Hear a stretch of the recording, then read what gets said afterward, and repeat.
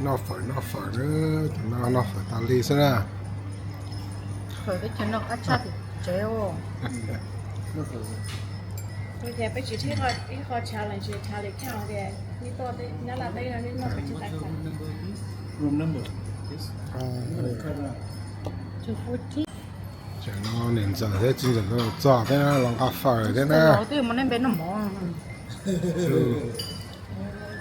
có nó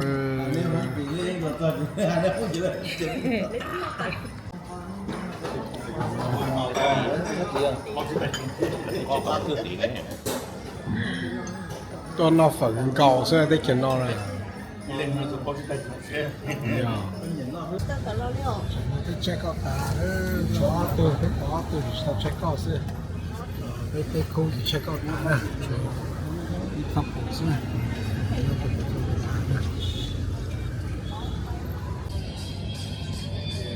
đó nhiều tà mà một bao nhiêu đó chỉ muốn nhiều xí đó chỉ muốn nhập bảo cái cái gì ta nhất thì nhớ thật tế à. We are here at the railroad tracks on the shop. It's too early for the train to come by, so not a lot of people. One train came by early this morning, they said. Other than that, it's probably going to be until late afternoon. So not a lot of train yet. This is where we park our car, right over there on the right-hand side. And over here, a lot of shop.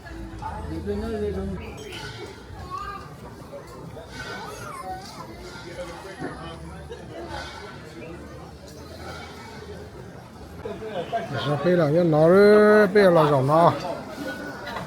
cái sao là thay con này này tha chưa Lấy lò là chắc kỹ đó lấy lò chưa. Cái gì là phát xấu đó, hay không có đó. Cái nhỏ khẩu.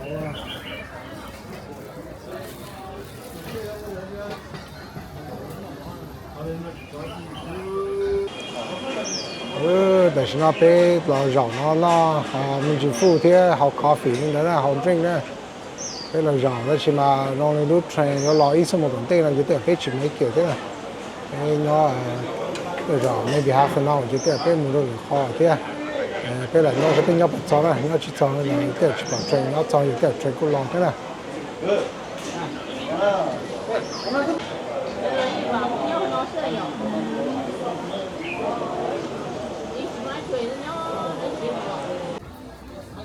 Cho nó lên tôi trong cờ đó cho nó bây giờ này tôi trong đường gạo nó cứ có to trong đường gạo đó cho nó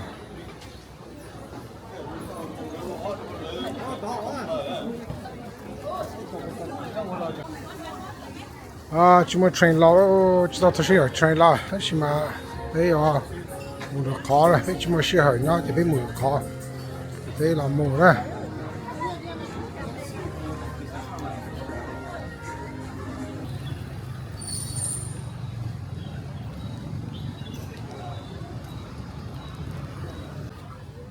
Nó bây là your eSIM card thế your eSIM thế là your pizza này chỉ là your khổng tao không chỉ mua chơi tao khổng nữa nè đây là gì sẽ có mua nữa. Thật ta là nó lại chỉ từ là sau khổng nó cũng ok.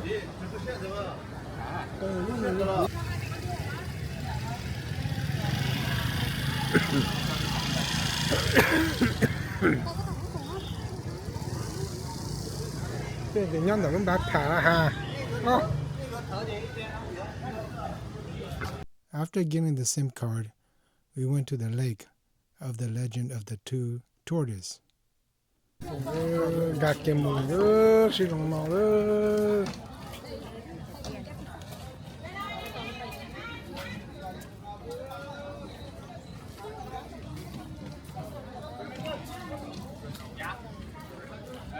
Bỏ pi vào, gầm hò.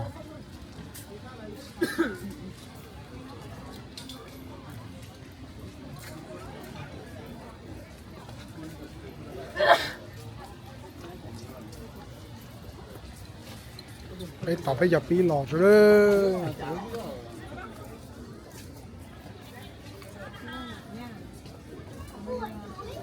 太牛没有杀。没事种假的。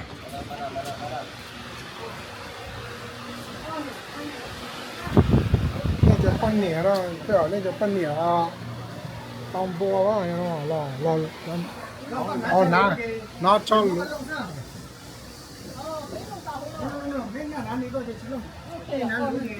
我哋做俾唔知你做人仔啊。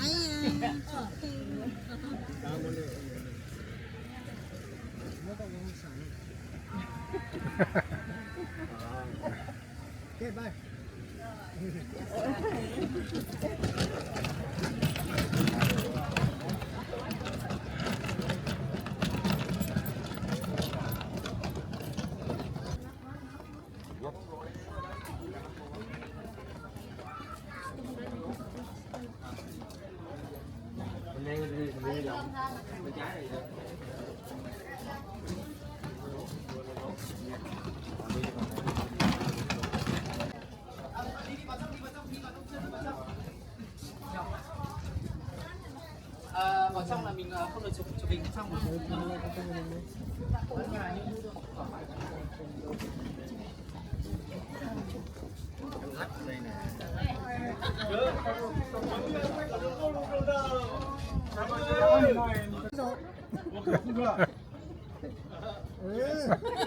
Mà chả phải cái này có con ấy.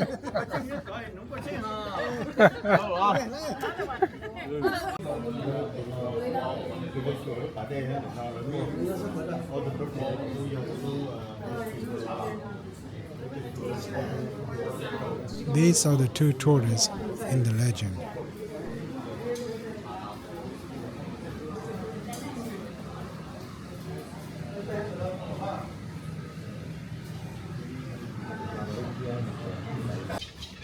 Tin nhà nó là 60 年了。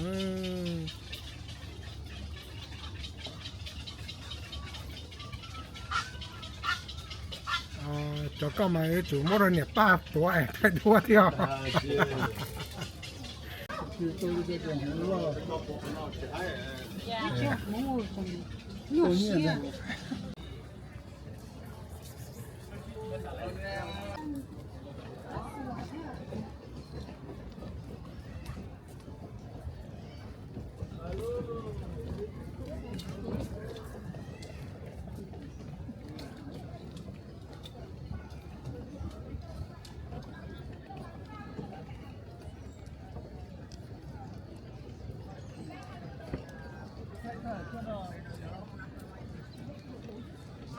We are now leaving Hanoi, headed to the incense factory.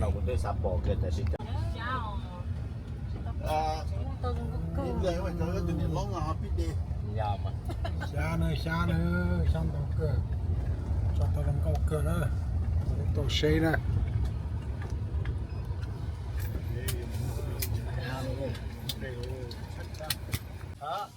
Cho kia nó nữa, còn nó có chờ lỗi xa nữa.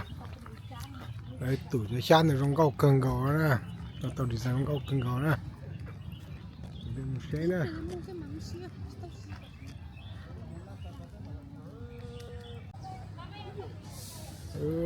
Tôi xe xa rồi nữa, nó chọt tới tôi không có cửa nữa.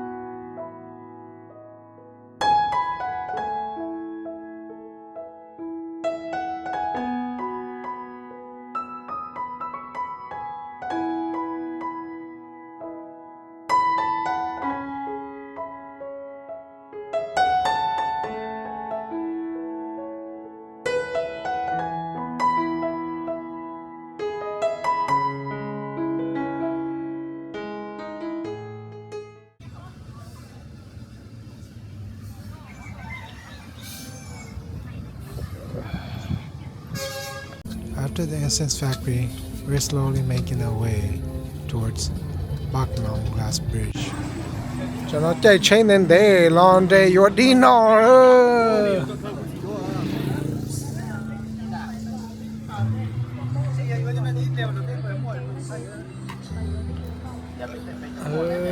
Cho nó.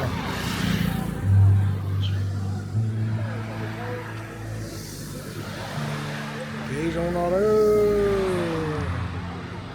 Shocker đấy.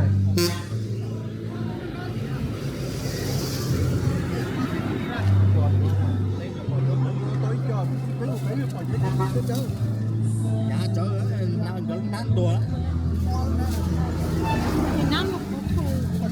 Không mới bây giờ. Không mới bây giờ.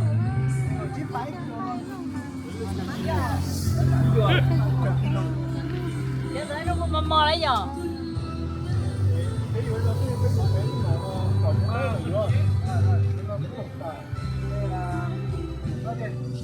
Gần 100.000. 5.000. Chưa chờ chị phá. Giờ nó bây giờ. Cái nó phá sao hả? Cái nó chỉ phá này. Không phá đâu. Dạ tán này chỉ bao số nhẹ này nè. À. Cái gì này chứ bao rồi.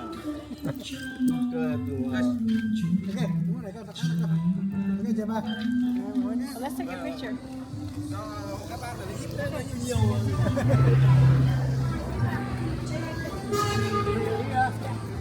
Đi không phải yêu chị thôi. Có một rồng nó Đây, đi.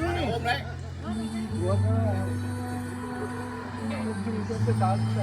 Chế nè, chế lò.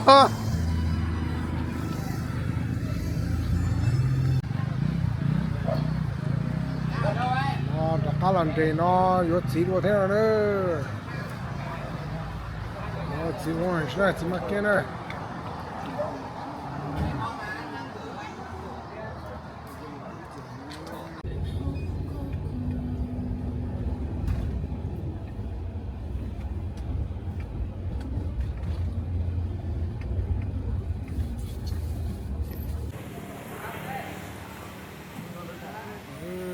Tại sao nó bây lần chế tàu hotel bây giờ tầm gạo cho không bây giờ thấy nhà ta sẽ bước ta sẽ bây giờ khi lần chế món nọ sẽ là cho nó y nó lò y nó trồng tuần đại nó là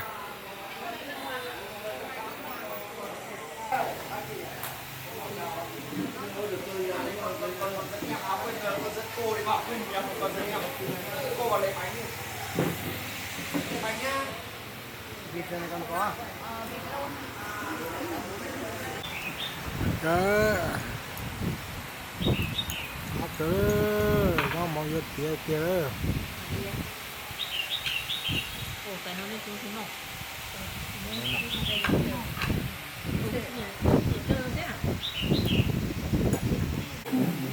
chả nó ta sợ mù đó Bên mua sớm mùa bên mua mua chỉ kể thầu. Chỉ kể luôn.